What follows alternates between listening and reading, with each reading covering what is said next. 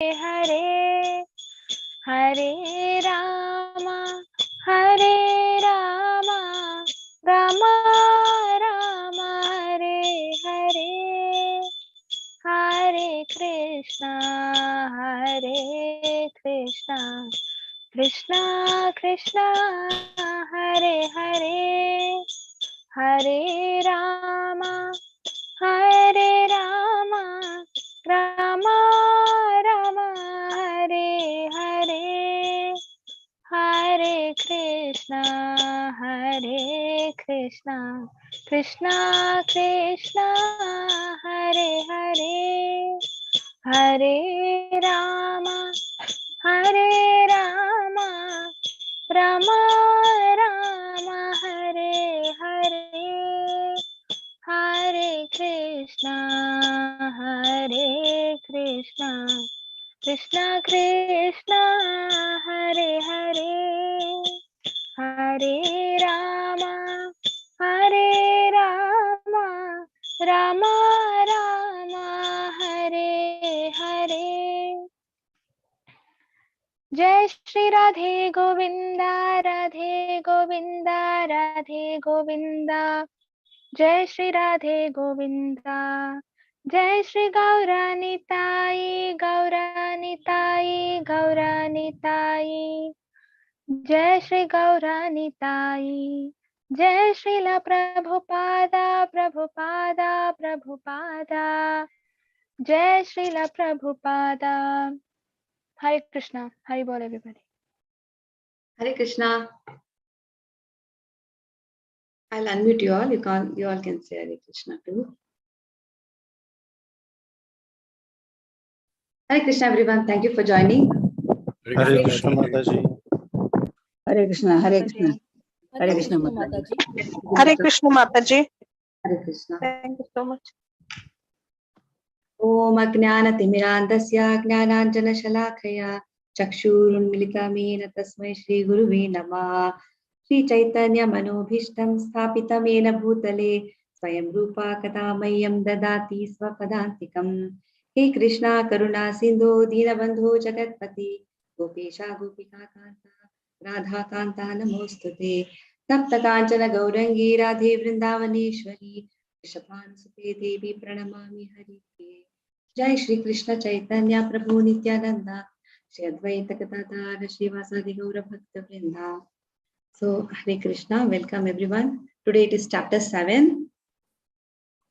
Before we begin, let's pay our obeisances to Shri Shri Radha Govinda.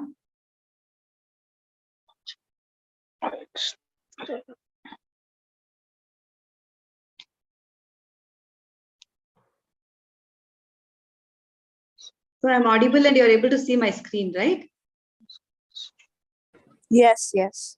Yes, we can. Yes. Jnana Vijnana Yoga, knowledge of the Absolute. Okay, Jnana means knowledge. Jnana Vijnana Yoga, that's what we're going to learn. Vijnana is realization of that knowledge. Let's understand this chapter. The purpose of knowledge is to know who is the Supreme Personality of Godhead, what is my relationship with the Supreme Personality of Godhead, and what should I do in that relationship? What is my goal? So that is very important, Sambandha, Abhideya, Prayojana. So this is what we are supposed to learn. Sambandha Jnana refers to the establishing our relationship with the Supreme Personality of Godhead. So what does Chaitanya Mahaprabhu say? He says the living entity is an eternal servant of the Lord. So that is the Sambandha. That is our relationship with the Lord. Then Abhideya refers to acting accordingly in that relationship. Once we know our constitutional position, constitutional relationship, what are we supposed to do? How are we supposed to act? So that is our Abhideya.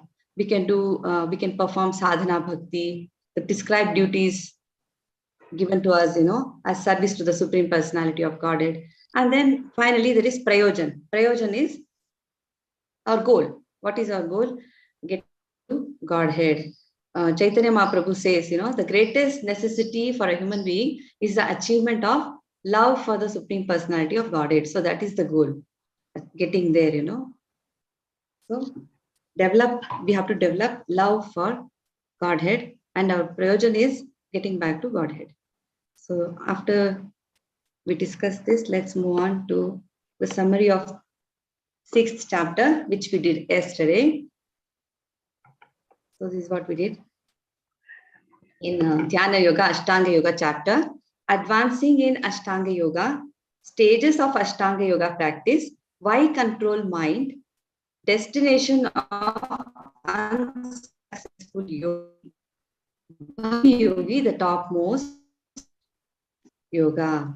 Dhyana Yoga, Dhyana Yoga is Ashtanga Yoga. That's what we did. There are 2 stages in Ashtanga Yoga. Yoga Rurukshu stage, beginning practice stage, and Yoga Ruda stage, which is the advanced stage, stage of perfection. What is the need of Ashtanga Yoga? Krishna said, right, in the previous chapter, in 5th chapter, he said, Ashtanga Yoga and Bhakti Yoga can give you liberation, will take you towards liberation. So the reason for Ashtanga Yoga, such a difficult practice, is to control the mind. So in yoga, it is necessary to control the mind by practice and detachment.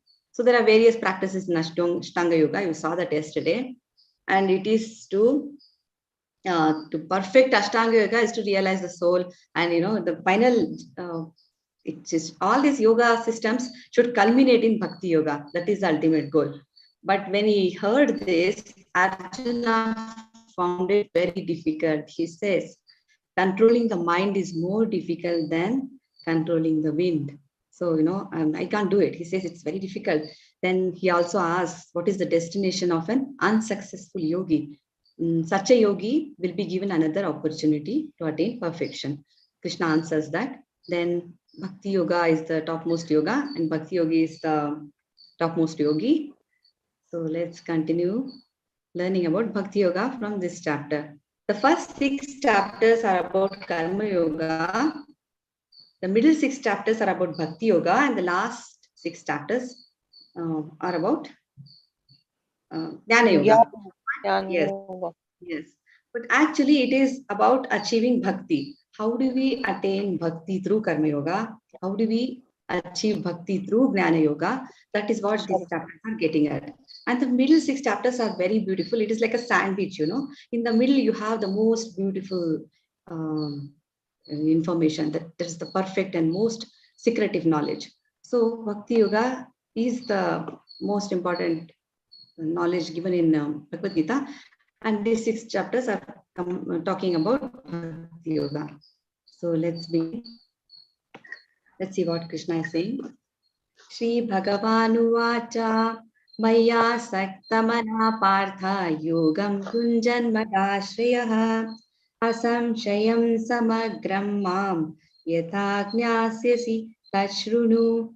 Now hear, O son of Pratha, how by practicing yoga in full consciousness of me, with mind attached to me, you can know me in full, free from doubt. So at the end of the 6th chapter, he said, the highest form of yoga is steady concentration of the mind upon the Supreme Personality of Godhead. Again, the absolute truth. So that is the highest form of yoga. So even the realization of impersonal Brahma Jyoti or localized Paramatma, who is situated in our heart, that is also not perfect knowledge. That is partial realization of the absolute truth. So in complete Krishna consciousness, a devotee will know that Krishna is the ultimate knowledge and he has no doubt about it. So that is what, he's saying. And one more thing we should understand is the word Tachrunu. We'll understand that. Okay, there are different types of yoga, and all these different types of yogas are just stepping stones on the path of bhakti. We can have complete knowledge of Krishna only by the practice of Bhakti Yoga. And there are 9 stages of devotional service, and there are 9 states also. Now we'll learn about that. So we should start yoga practice as given in the last verse in the 6th chapter. We concentrate our mind upon Krishna. How do we do that? By the prescribed devotional service in 9 different forms. What are the 9 different forms? You know what are the 9 different forms of devotional service? Have you heard about it? Puja, Arjuna,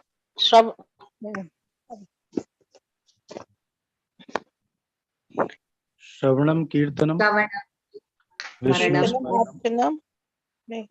Padasevanam Archanam Vandanam Dasyam Sakyam Atmanivedanam. Yes. So what is the first step, first form of devotional service mentioned here is Shravanam, hearing. Kirtan is chanting, glorifying the Lord. Smaranam is remembering. Pada Sevanam is serving the feet of the Lord, lotus feet of the Lord. Archanam, offering worship. And then Vandanam is offering prayers. Dasyam is serving the Lord, like Hanuman. Sakyam is becoming his best friend, like Arjuna. Atmanimitnam is complete surrender. Now here the first form of devotional service is Shravanam, right? It's very, very important to hear. So that's what Krishna is saying. He's saying, Tat Shrunu, hear from me. No one can be a greater authority than Krishna. And so hearing by, from him about all this knowledge is actually really a privilege for us, because that's when we become perfect in our knowledge. Just by hearing from Krishna directly, we become perfect. So what are we supposed to do? Hearing. Hearing is very, very important in devotional service. That's when we understand and our heart gets purified, because Krishna is sitting in our heart. So he will act like a best friend, best wishing friend, and he will purify us from inside. The more we hear, the more we become fixed in devotional service. Then automatically we become free of mode of passion and ignorance, all this material lust, everything will reduce. So once the impurities are gone, we are automatically in pure goodness. And in that state, it becomes easy to understand the signs of God. It becomes very easy to understand who is Krishna, what is his, what are his qualities, what is the absolute truth. Absolute truth is Krishna himself. So that becomes very clear. And we can also understand what are living entities, what is material nature, what are the different manifestations and incarnations of Krishna, and so many other things become clear when all these impurities are gone and when we are situated in perfect knowledge. So that is why hearing is very important. Krishna is stressing on that word. He's saying something here. I shall now declare unto you in full this knowledge, both phenomenal and numinous, by knowing which there shall remain nothing further to be known. So Krishna is going to tell us something that will attract us to him. We have never heard anyone say this, right? No speaker or no book will say something like this. They won't say, you hear from me, you read this book, and this is perfect knowledge. After knowing this, there's nothing more to know at all in the world. Nothing, there's nothing like that. But here Krishna is saying, after you know this, there will be nothing more to know for you. Complete knowledge means all the knowledge of the phenomenal world, the material world, the spirit behind it. Okay, both. So that is complete knowledge, the material world and the spiritual world, and the source of both of them. That is transcendental knowledge. Who is the source? Krishna. He is the cause of all causes. He is the source behind the material world and the spiritual world. I'll mute you all. Some people are unmuted. So we can attain complete knowledge if we are devotees of the Lord, and if we are hearing and following all the rules given by the pure devotee coming in the disciplic succession directly from the Lord.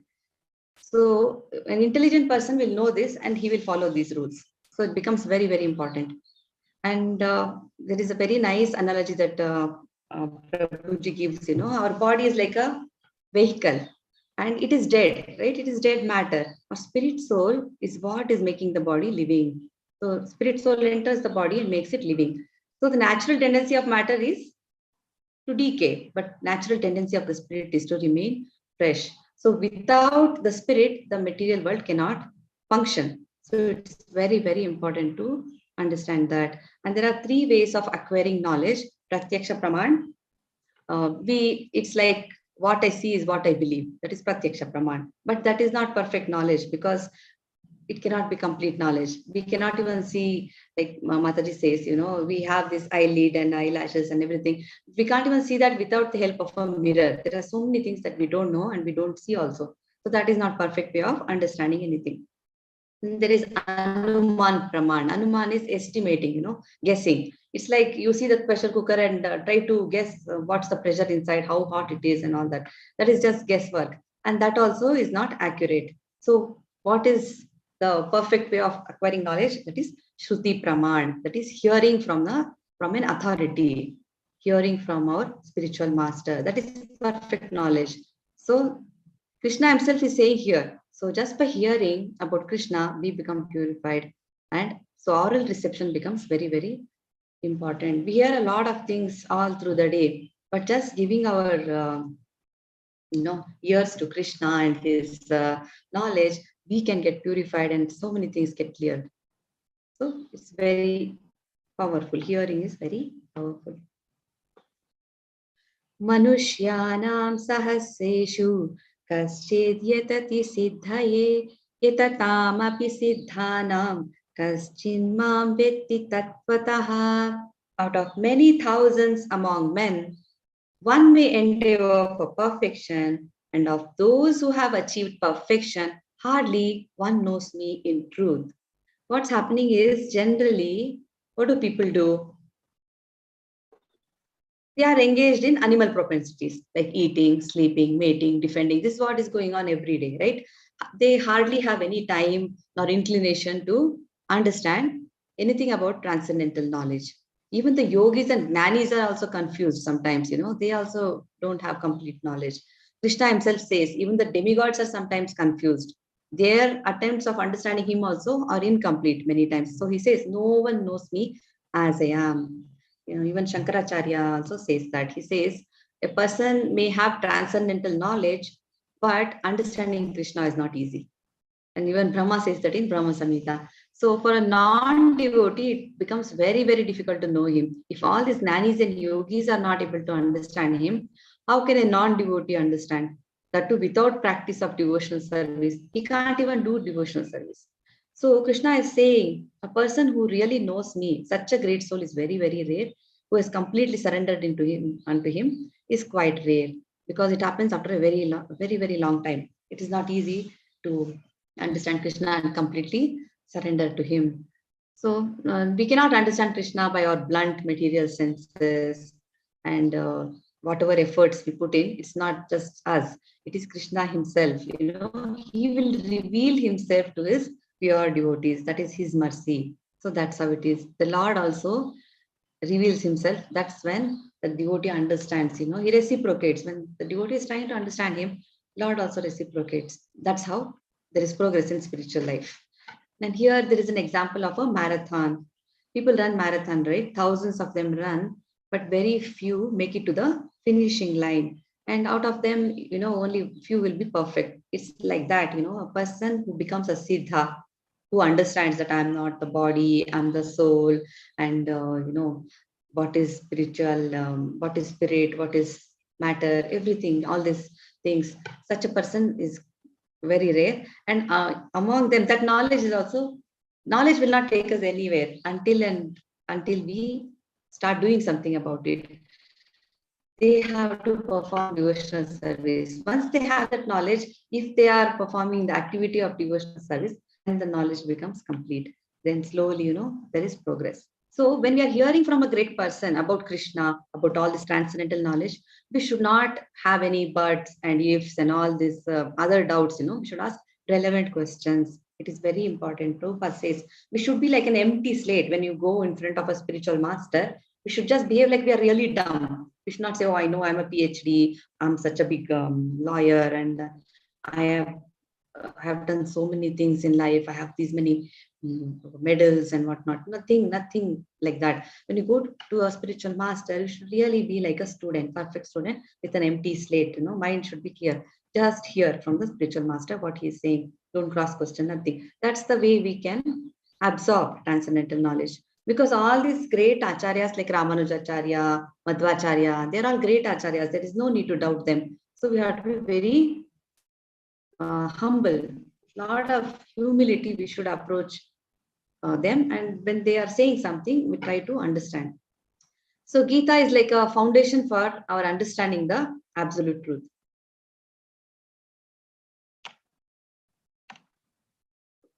Bhupir apo nalu vayu khammano buddhir evacha ahankara iti yamme vinnarakridir ashtadha. Earth, water, fire, air, ether, mind, intelligence, and false ego. Altogether, these 8 comprise my separated material energies. So it is difficult to know Krishna, but he is actually available for everyone, you know. He's available to personalists also, Mayavadis also, devotees, atheists, everyone. And he's saying here, in the material energy, the principal manifestations are 8 separated energies. They are given here: earth, water, fire, air, and sky. They are also called the 5 gross creations. And the definition of ether is very interesting. You know, as per Shastra, it is the component of matter where the sound vibration is carried. So it is like sky. It is, you cannot really explain it, but that is how it is. That is ether. And within this separated energy, there are also 5 sense objects included, like, you know, physical, sound, touch, form, taste, and smell. And mind, intelligence, and false ego. They are part of the subtle body. So these are also the separated energies of the Lord. So what is false ego? False ego is ahankar. It says, you know, I am the enjoyer. It has this sense of identity, you know. So and they think they are the doers and they are the enjoyers. No, that is because of the false ego, and which is the basic principle of material existence. Actually, that's why we are here. So in the material science and all these philosophers, sometimes they neglect this subtle elements like mind, intelligence, false ego. They just focus on the materials. And even in this great philosophers like and psychiatrists and all this, they talk about mind and all this, but they are their knowledge is also not complete because they are not actually you know, in complete knowledge, in the sense they don't know who is the cause behind that. They are not talking about the super soul, right? Their focus is only on the mind, how to make your mind happy, how to make your you know, how to come out of the depression or whatever. But there is a supreme controller. So generally one who does not know the science of God assumes that this material world is for enjoyment, and they try to make you feel like, you know, you can be happy by doing this, you can be happy by doing that. But we think, oh, we are the controllers, we are the enjoyers, so how do I make myself happy? So that is where the knowledge lies. But actually real knowledge is this, where we know that, you know, there is a supreme controller, he's controlling everything. And not only that, all the activities of the material world are directed by 3 Vishnu expansions of the Lord. These 3 Vishnu expansions are you know, Garbhodakshay Vishnu, Karanadakshay Vishnu, Garbhodakshay Vishnu, and Kshirodakshay Vishnu. These are all this information is from Bhagavatam. Actually, if you read Bhagavatam, you will come to know the first one, Mahavishnu, actually creates the total material energy, that is called Mahatattva. And then second one is Garbhodakshay Vishnu, who enters the universe, each and every universe. There is a Garbhodakshay Vishnu, he lies on the causal ocean. And then there is a third expansion, Kshirodakshay Vishnu, who is all pervading, and he becomes a super soul in every living entity. So I am the soul, along with the soul is the super soul, you know, the Paramatma. But that is a temporary manifestation. That is not an internal manifestation. Only in this material world, Paramatma exists in my heart. So that's how the Lord accompanies us wherever we go. Okay, those are the 3 material manifestations. Then we have this Antaranga Shakti, Bahiranga Shakti, and Tatastha Shakti. Antaranga Shakti is internal potency of the Lord. Bahiranga Shakti is this external potency, like earth, water, air, ether, all this. Tatastha Shakti is a marginal energy. We are also called marginal energies, marginal because sometimes we identify ourselves with the spiritual nature, sometimes we identify ourselves with the material nature. That's why we are marginal. So Mayavadis actually say there is no God, but they cannot prove how everything just came into being, you know. Dead matter cannot give birth to a living thing. So they cannot prove how it happened. So, you know, that their understanding is not correct.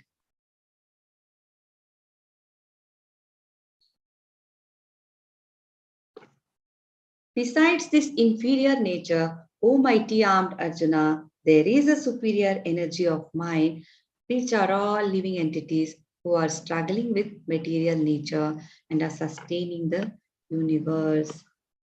Okay. We living entities belong to the superior energy, Para Prakriti. Superior is Para, Apara means inferior. So both forms of material energy, namely earth, water, and the subtle energies, are products of the inferior energy. We are superior because our nature is qualitatively we are equal to the Lord. So qualitatively, not quantitatively. So we have the same quality as the Lord. It's like this. A spark of fire will have all the qualities of fire, but it is not equal to fire. It's like that. If you take a drop of water from the ocean and examine it nicely under the microscope and do some experiments and everything, you will know that it has all the properties of the ocean water. It will be salty, it will have everything that the ocean drop is not equal to the ocean itself. It's like that. We are all fragmental parts and parcels of the Lord, but we will never be equal to the Lord. So that is one thing we have to remember. We are part, there is a superior energy of mind, which are all living entities. We belong to a superior energy, but will never be equal to him. And energies are always controlled by the energetic, who is the Lord. So we are all controlled by him. We forget everything because of the influence of matter. That is why we have forgotten everything.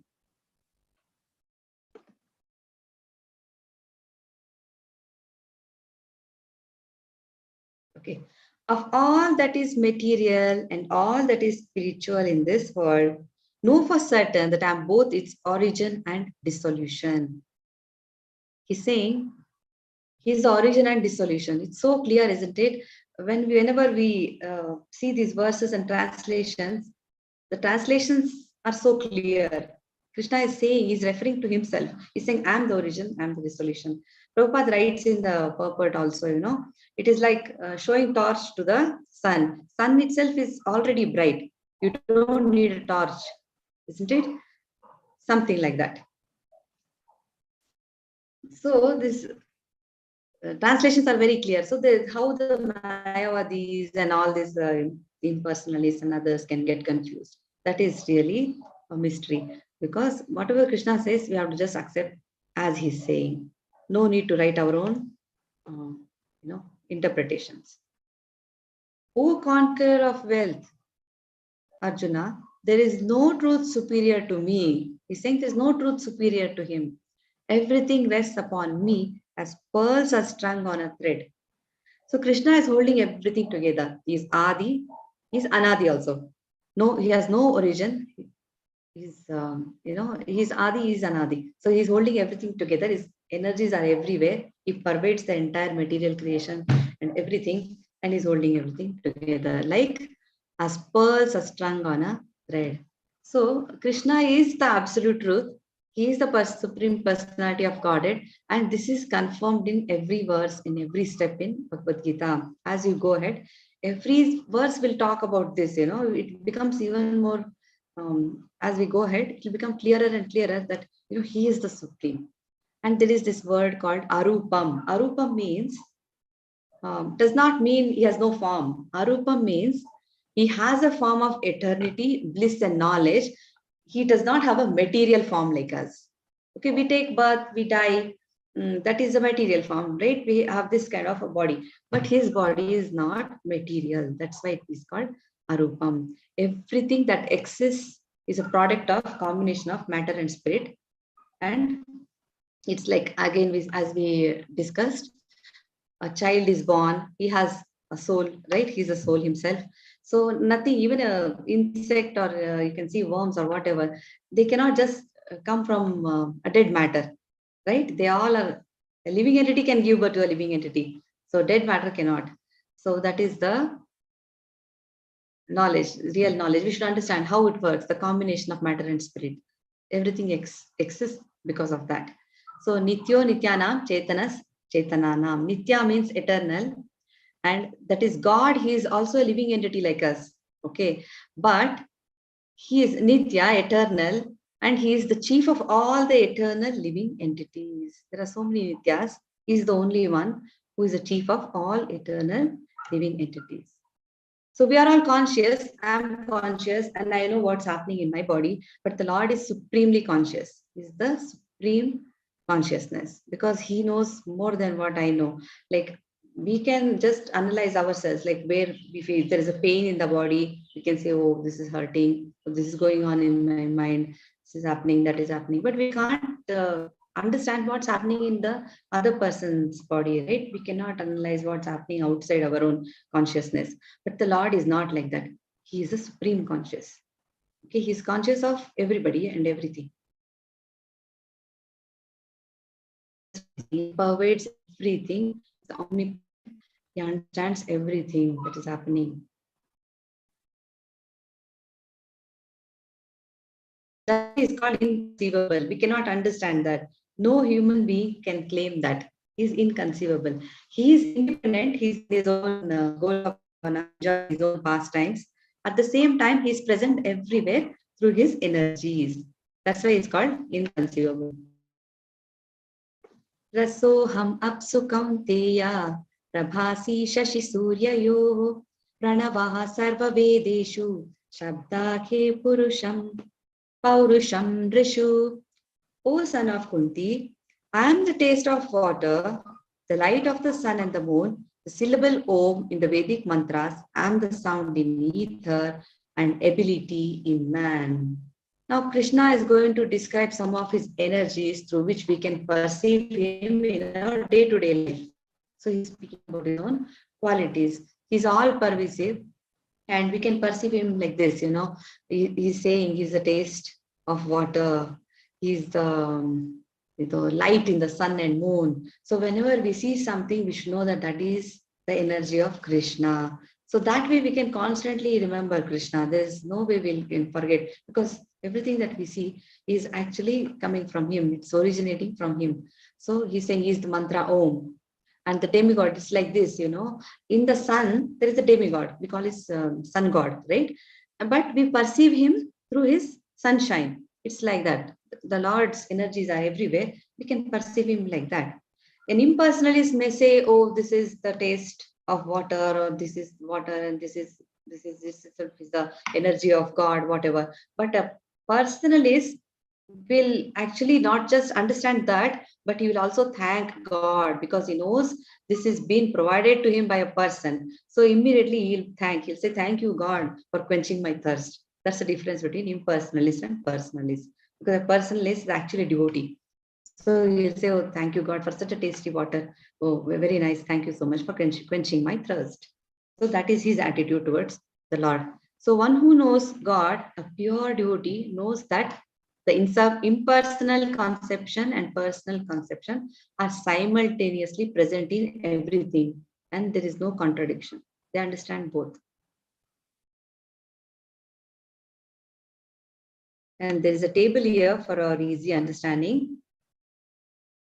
So what and taste? He says he's the taste in water, his light in sun and moon, his Om in Vedic mantras, his sound in ether, is the ability in man, is the fragrance of earth. Everything has fragrance, right? The earth has fragrance, flowers have fragrance. So he says that fragrance is him. He is the heat in fire, his life in all that lives, he is the penance of all Aztecs, is the original seed of all existences, is the intelligence of the intelligent, is the prowess of all powerful men, is the strength of the strong, who are devoid of passion and desire, and his sex life not contrary to religious principles. That means there was a Bhagavatam class about this, in Vedic times and all, they used to really, it was not like sense gratification. They were very conscious. They had Garbhadana Samskara and all that. So they're very conscious. They wanted God conscious children. They would pray to God that if you are giving us a child, we want a child. If you are giving us a child, give us a child who is God conscious. We want a nice soul, proper, good soul, to enter our family. They used to pray, and there was a process for that. So they had that consciousness. With that consciousness, they used to raise the children. So not just sense gratification or just, without any aim, they just have children and without any knowledge, they bring up the children. It was not like that. It was done in a proper way.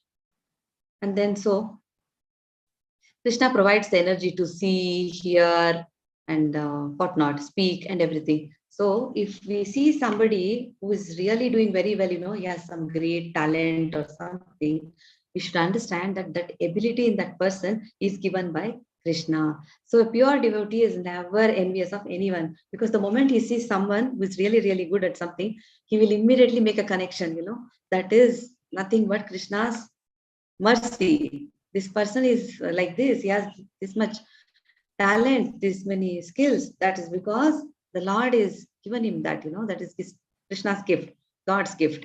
So he understands that. So there is no envy. If he is envious of that talent or that person's nature or quality, that means he is being envious to Krishna. So he understands, that's how a pure devotee is. So it does not envy anybody. All states of being, be they of goodness, passion, or ignorance, are manifested by my energy. I am in one sense everything, but I am independent. I am not under the modes of this material nature. Deluded by the three modes, goodness, passion, and ignorance, the whole world does not know me, who am above the modes and inexhaustible. Avyaya, inexhaustible. So all material activities in the world are being conducted under the three modes of material nature. They all are emanations from the Supreme Lord, but he says, he is not under the control of the material nature. He does not come under the control of the three modes also. It is like the king is a lawmaker. So he makes all the laws, and he is actually the head of the state, right? He is taking care of everything. And you cannot bind the king under his own law. It is like that. If a king visits the prison, he's come there probably to see what's going on there. He's not entering like a person who has been arrested. That's how Krishna entered. When he was there, people thought he was a human. But actually, he was not human. We know him. He was, because of all this knowledge we are learning, we know he was not human. But many people thought he was just human. So it's like all the prisoners in the jail, when they see the king entering and say, look, another prisoner. So it's like that. They judge him based on their own nature, and they are seeing him through their own vision. So that's not the right way to look at it. So goodness, passion, and ignorance are also his emanations. Then see, Brahmanas, there are 4 classes of men. Brahmanas are usually in the mode of goodness. If somebody is in the mode of goodness, that is their nature, then they are a Brahmana. Then Kshatriyas are in the mode of passion. Then Vaishyas come under the mode of ignorance and passion, and Shudras come under the mode of ignorance. So that's how it is.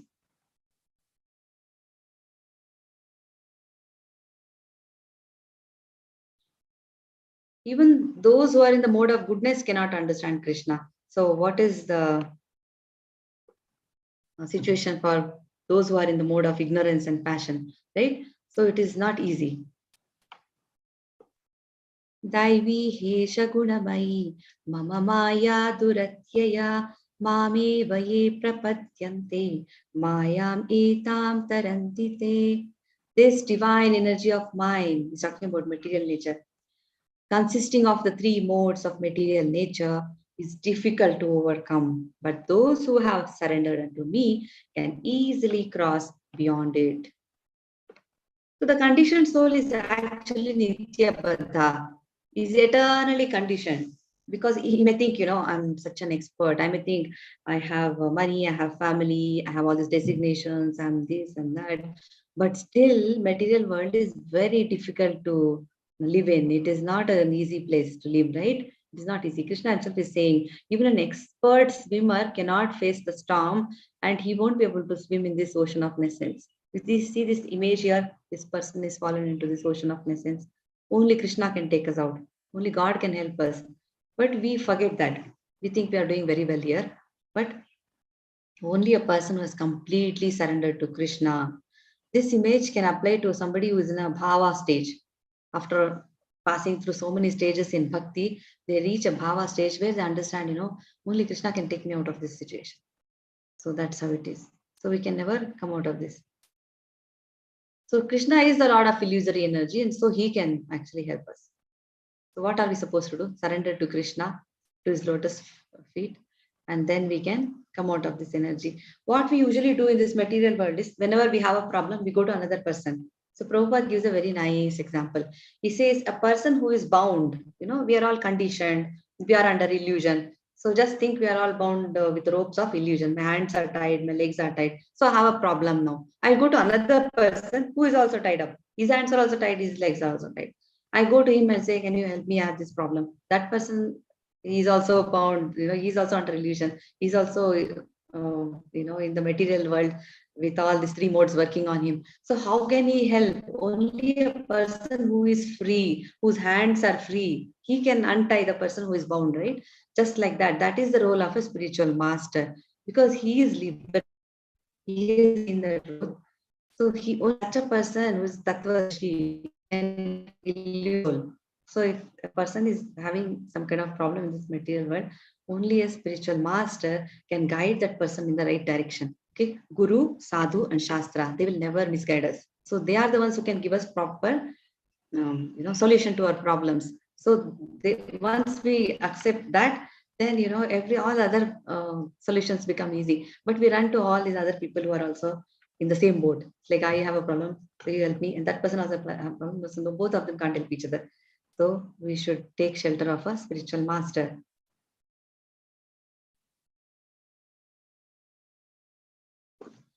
Namam dushkritino moodha prapadyante naradamaha mayaya prahata dhyanam asuram bhavam asritaha. Those miscreants who are grossly foolish, lowest among mankind, whose knowledge is stolen by illusion, and who partake of the atheistic nature of demons, do not surrender unto me. Krishna says 4 kinds of people don't surrender to him. Okay, those who are foolish, mudhas. Okay, mudhas are like they are compared to donkeys, because they keep on working. They don't know what they're doing. They're earning something just so fill their stomach, And the donkeys are really, really very innocent that way.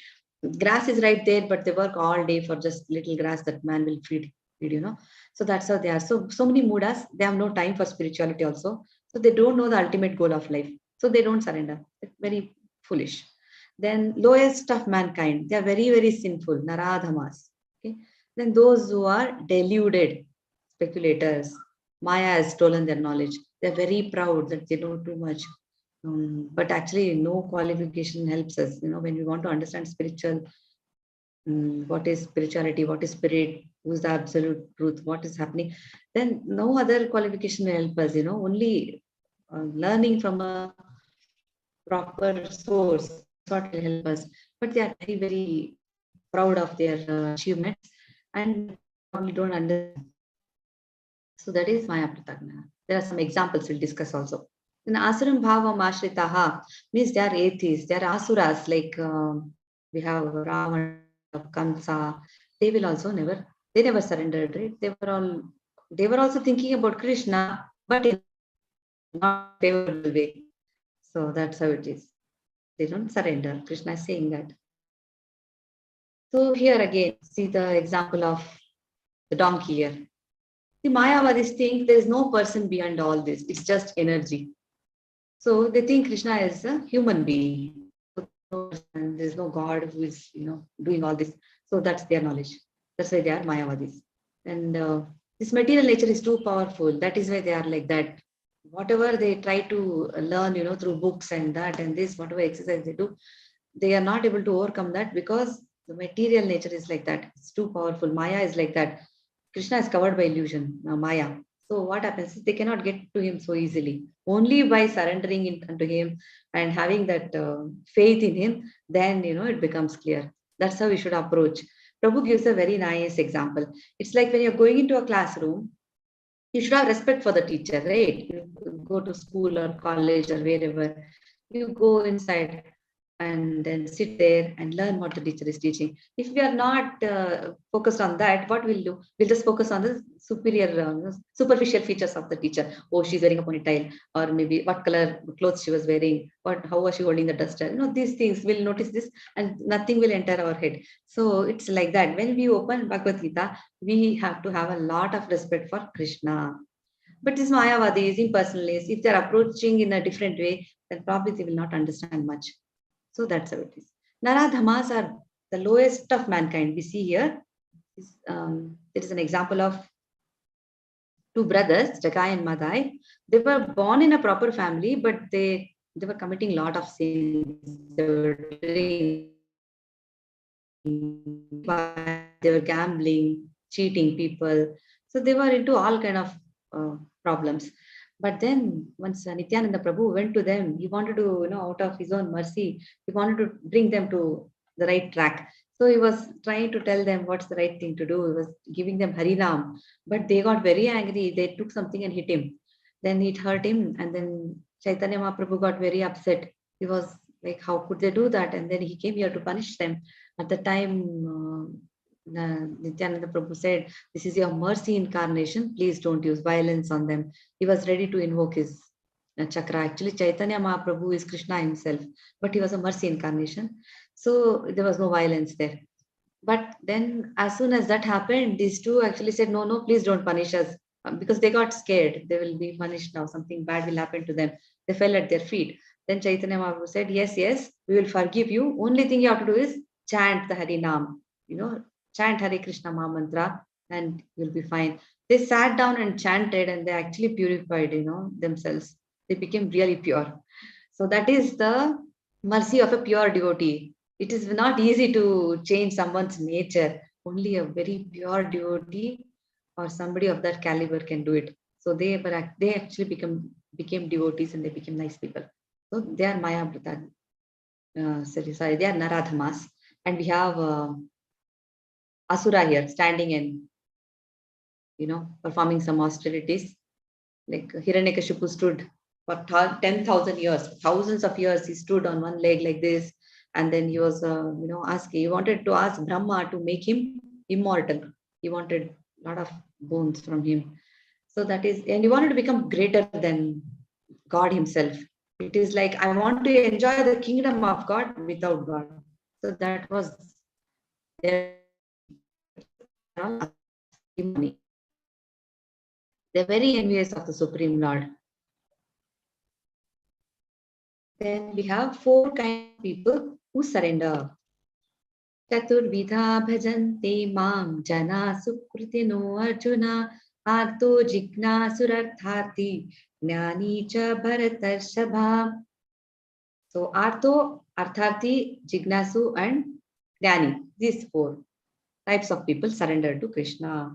O best among the Bharatas, 4 kinds of people, pious men, service unto me. The distressed, tirer of wealth, the inquisitive, and he who is searching for knowledge of the absolute.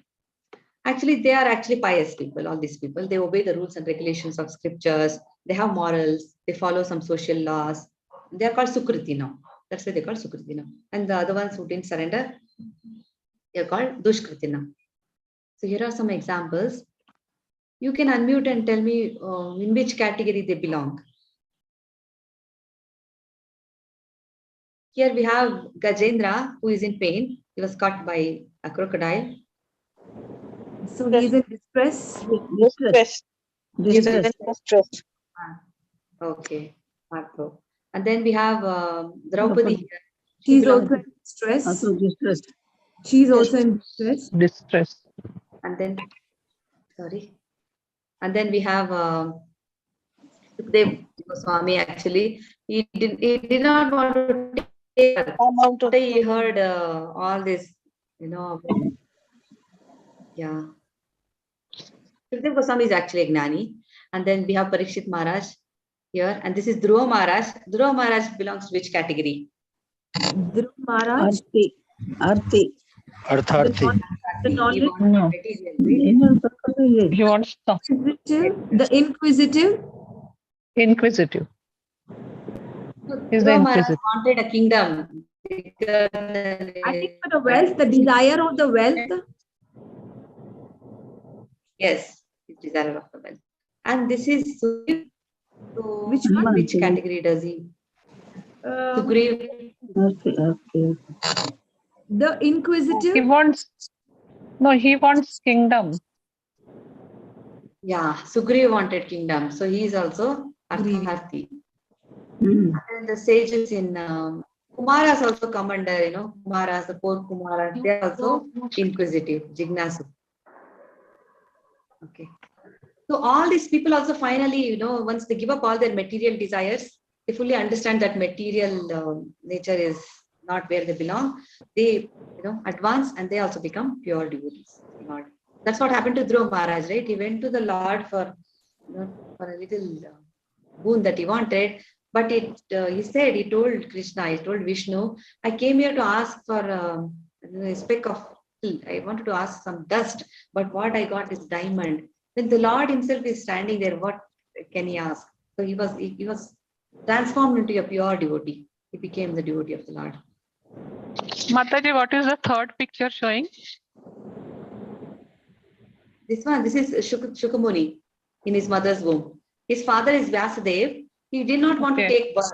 After he heard about all this material world and all these other things from his father, in the womb itself, he did not want to take birth. He said, oh my God, this material creation is not a nice place. I don't want to take birth. Then Vyasamuni went and brought Krishna. Then Krishna said, don't worry, Maya cannot touch you. Please come. Then he was born. No, so what category is this? He's a Gnani actually. He knew what was what. And this is the same person who is giving the knowledge to Parikshit Maharaj. Okay. Parikshit Maharaj, you know the story, right? He was Yes. supposed to die in 7 days. And Okay, Mataji, thank you. then he went.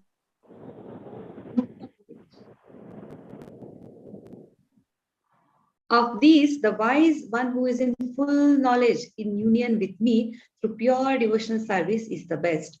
For I am very dear to him and he is dear to me. Actually, Krishna is calling all these 4 people who surrender to him magnanimous souls. He says they are so great. They have at least they have come. That's what he means. Whether you want material desire, you have a material desire, or you have some pain, you have some anything, for anything, just come to me. He's saying, just come to me. Just go to Krishna. There is no need to approach any demigod because he himself is saying that. If that happens, then he purifies us not just from our all other anarthas. He'll make sure. I'll unmute you all. Sorry, there's some disturbance. Here. Okay.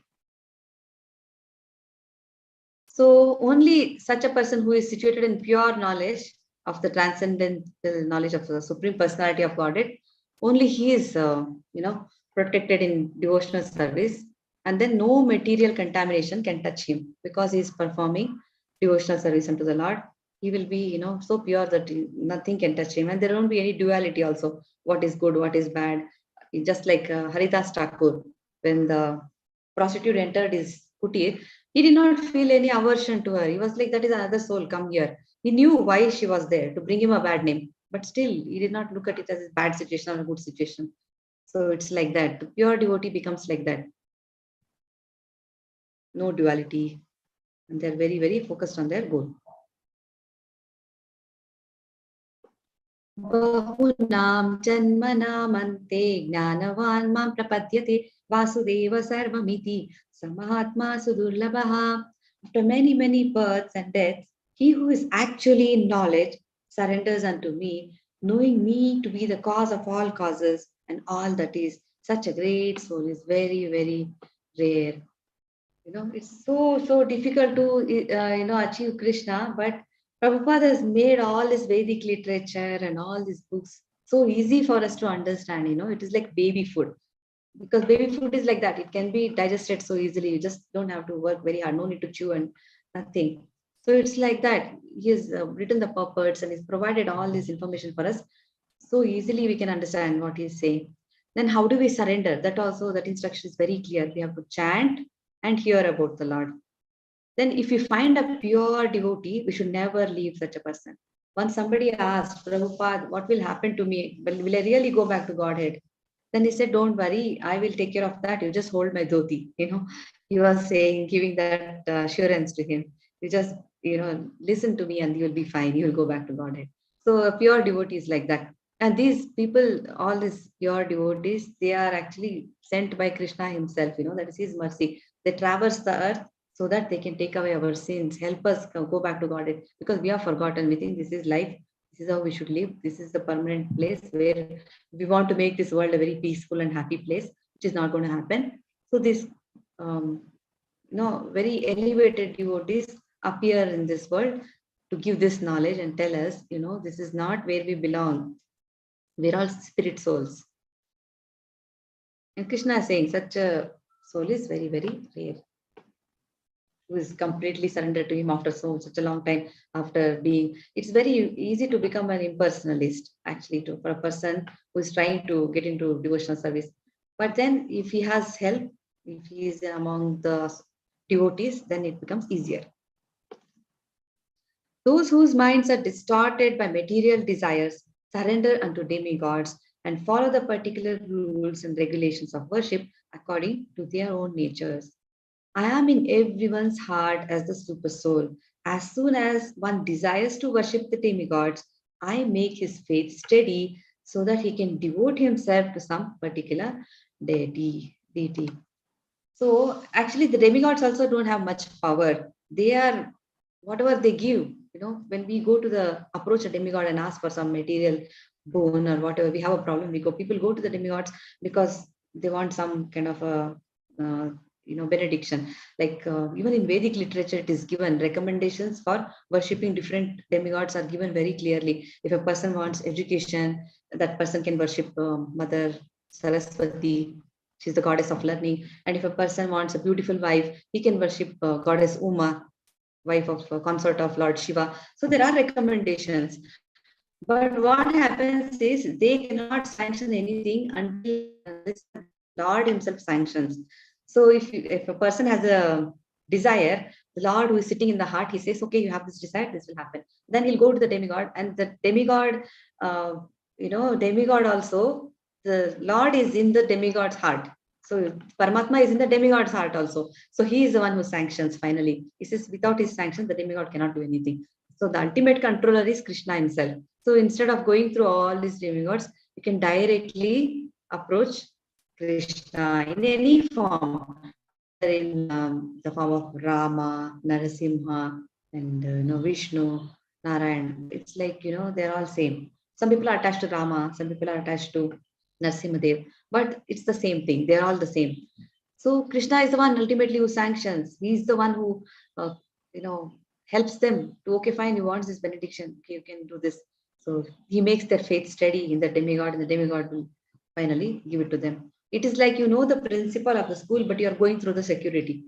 The principal is your best friend, but you still go through all this security and go request him and make an appointment. It's not required, right? You can just dial the number. He'll pick up. He's your friend. He'll listen to you. So it's like that. When you know the Lord himself directly, the master of the universe, you don't have to go through different channels. So he's saying, I'm open to you.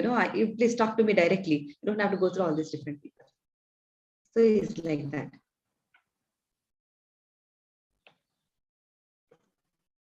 Endowed with such a faith, he seeks favors of a particular demigod and obtains his desires. But in actuality, these benefits are bestowed by me alone.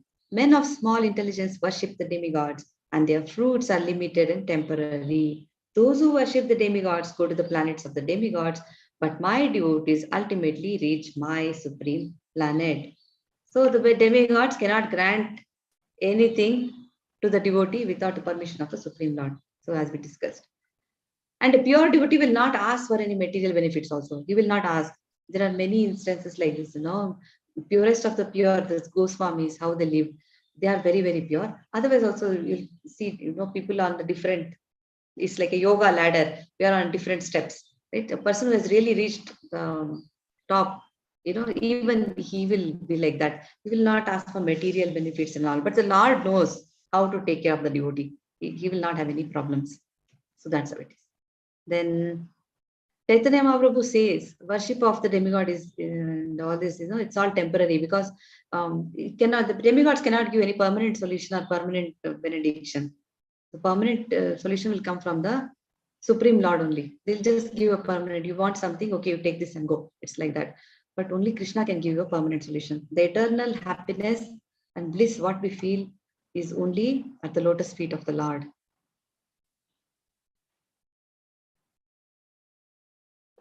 Unintelligent men who know me not think that I have assumed this form and personality due to their small knowledge, and they do not know my higher nature, which is changeless and supreme. So supreme cannot be understood simply by the study of Vedanta literature, or you cannot say I know Sanskrit, so I'll understand Bhagavad Gita. That's not how it is. So you cannot say, oh, I am such a learned person, so this is nothing. I can understand all this Vedic literature very easily. Just by reading or by our own efforts, we cannot understand. There's a very funny story actually. If you have time, I can just say. Okay, it is like there was this Sanskrit scholar named Panini. He was when he was little, small boy, he was not so good at studies, but slowly he became like that. He took it as a challenge. He wanted to learn Sanskrit very nicely, grammar and everything, and he became such a great pandit. Then he started taking classes. There were so many students, he used to come and attend his class. One day, while the class was going on, he's teaching something very seriously. One of the students will tell, um, Master Ji, there is a lion has come. So he says, no, that sentence is wrong. Is the lion coming? Is it already arrived? Or is it approaching? Or, change the sentence. So they are trying to change the sentence. Actually, there is a lion behind him. So they are trying to help him here. And he says, no, the grammar is wrong. The sentence is wrong. You guys don't know how to form a sentence. This is not right. So he's trying to correct them, and he's wasting all his energy in that. And even when the lion was trying to attack him, and he was killed by a lion, it seems. So what's the purpose now of understanding all that, learning so much grammar in Sanskrit? What's the goal, right? So like that, nothing will help us. What helps us to understand this knowledge is only by the mercy of the Lord, and only by the mercy of a spiritual master. So we have to develop the vision from the virtue of the Shastras to understand everything, because we look at things as we are, not as they are. So it's very important to understand that. Impersonalists are called abuddhaya, which means unintelligent. They are not so intelligent because they do not know the ultimate feature of the absolute truth. So Krishna says, only fools regard me as a ordinary person. He says this in 9.11. He says, only fools regard me as an ordinary person. He himself is saying that. So only by his mercy we can understand his his greatness and his personality and everything. So from this it becomes clear that he has a form and he has a personality.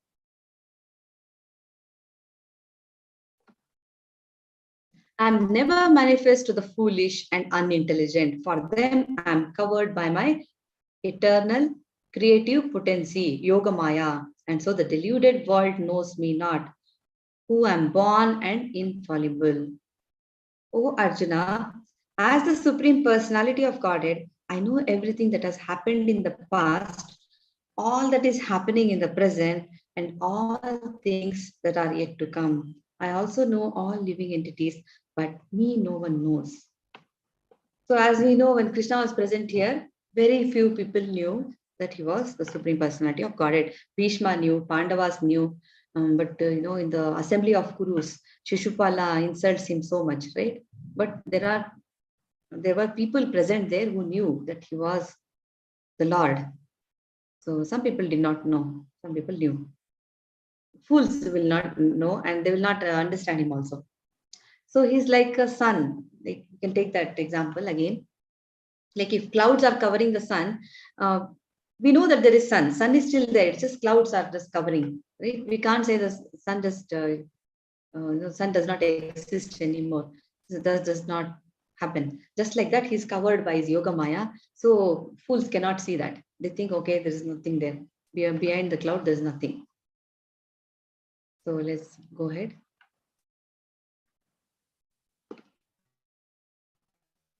Esham tvantagatam papam jananam punyakarmanam te dvandva moha nirmukta bhajante mam tridavrataha. Persons who have acted piously in previous lives and in this life, whose sinful actions are completely eradicated and who are freed from the duality of delusion, engage themselves in my service with determination. So if we come across if we come across a person who is actually engaged in Krishna consciousness with determination, we must understand that their baggage of all the sinful reactions has been removed actually. Because, that is how it is. Prabhupada says it's not easy to be situated in a state like that, transcendental service and providing service to the Lord and all that. Such a person would have already gone through so many things in his previous birth or something, he's already to be considered that he's already pure. So that's how it is. We cannot underestimate a pure devotee. But the impersonalists will not understand that their constitutional position is to be the servants of the Lord. And that's actually in Bhagavatam it is given, that's actually the greatest violation of God's law, because we are all under his jurisdiction and our eternal position is such that we'll always be subordinate to God, or we are servants of the Lord, nothing more. So impersonalists don't understand. There are many who don't get that point. So until they get to that point, they will continue their cycle of birth and death. Only a person who is very determined in his spiritual life and who understands who is Krishna, only he is called as Dridhavrataha, very determined. Such a person is called Dridhavrata. This is a story of Mrigari. This is to say that a person who is highly elevated, like, a pure devotee, like Narad Muni, or like Chaitanya Mahaprabhu, Nityananda Prabhu, how they helped those Naradhamas, Jagai Madai, to come out of their situation. Just like that, there is another situation here. This is Mrigari. Do you know the story of Mrigari?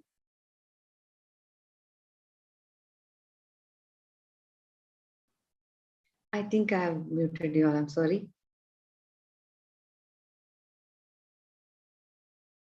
Yeah. Do you know the story of Mrigari? Have you heard about him? No, Mataji. We don't know. Okay. Mrigari was a hunter. Yeah, he used to kill animals half. They used to be half dead and, suffering. They would be in pain, so much pain. One day, Narad Muni saw a boar and he saw a rabbit. They were half dead and were really too much in pain. So he found this hunter. He said, "Did you kill these animals? Are you trying to kill them?" He says, "Yes."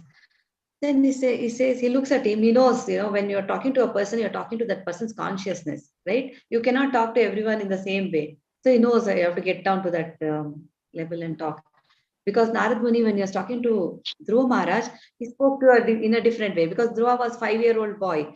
So he told, "Oh, little boy, go back. When you grow up, you can solve your problems." He was talking to him like that. Just like that, when he sees this person, a hunter who is doing this, he knows how to talk to him. He says, "Why don't you kill them full?" Then he says, "No, this is the only way I have learned. My father taught me like this." He said, "Kill them like this. And I get great pleasure. I like to see them die like this." He says, "No, do you know what is going to happen? All these creatures who are in pain, they will come back and give you the same pain." Then he is a little shocked. He's like, "Is that going to happen?" He says, "Yes, that's going to happen. Actually, what you're doing is kind of sin, and same thing will happen back to you." Then he says, "What should I do now?" Then he'll say, "I'll tell you what to do. You just, break this bow of yours. I'll tell you what to do." Then say, "What will I do for my living?" He'll say, "Don't worry, I'll tell you what to do. I will provide you food and everything." Then he'll say, "Break this. You build a kutir near this river, and then have a tulsi plant in front of your kutir. You do puja to offer water and everything to tulsi, and you and your wife sit and chant." So he takes it seriously and he'll start chanting. Then what happens is news spreads. Everybody in the village hears that, "Oh, something is happening. There is this saintly person sitting and chanting." So they bring him lot of stuff. So every day there is so much food that they cannot even finish. So much food arrives there. And it continues, they have a very simple life now. Food is coming. They just take a bath. They just chant. That's all is their life now. Very non-violent life. Then one day Parvat Muni and Narad Muni are passing that way. They suddenly see Mrigari. He says, "Let us go, fish this person. Let's talk to him." Then they appear there. Then Mrigari is what he's doing is he's taking his shawl and clearing the ground. Then Narad Muni is saying, "What are you doing with your shawl?" Then he says, "No, there are some ants here, and we don't want to step on those ants." Then imagine this person was actually killing animals half dead, and used to watch them die like that in a lot of pain. And now he does not want to hurt an ant also. So he becomes totally non-violent. This happens because of the mercy of such a pure devotee like Narada Muni. So that's what happens.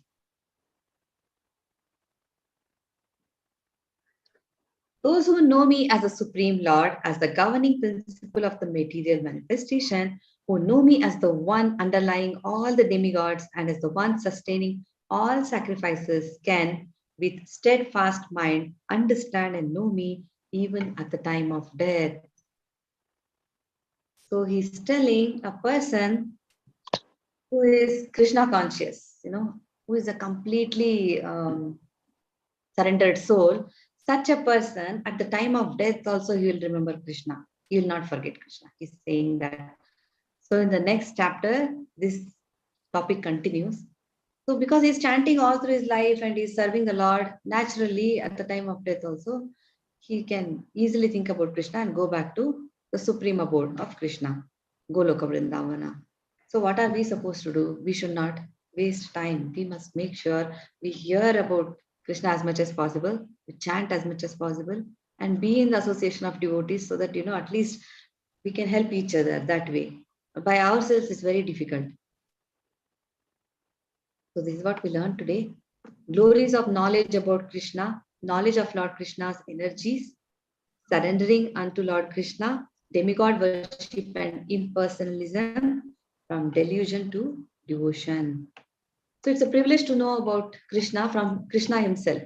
He describes his energies and he is giving us all this information so that we get attracted to him, right? Because people who are so attracted to materialistic living and materialism, they need something like this. They're like, wow, Krishna's energies are so great. Then they get attracted.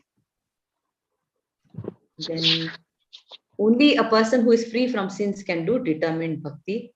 Then he mentioned so many things like Brahman and all in 7.29 and 30. So in the next chapter, he's going to elaborate on what is Brahman, what is, Krishna is going to answer all Arjuna's questions. Arjuna is going to ask 8 questions. He's going to answer those questions in chapter 8. So we're going to cover that tomorrow. We'll stop the live stream.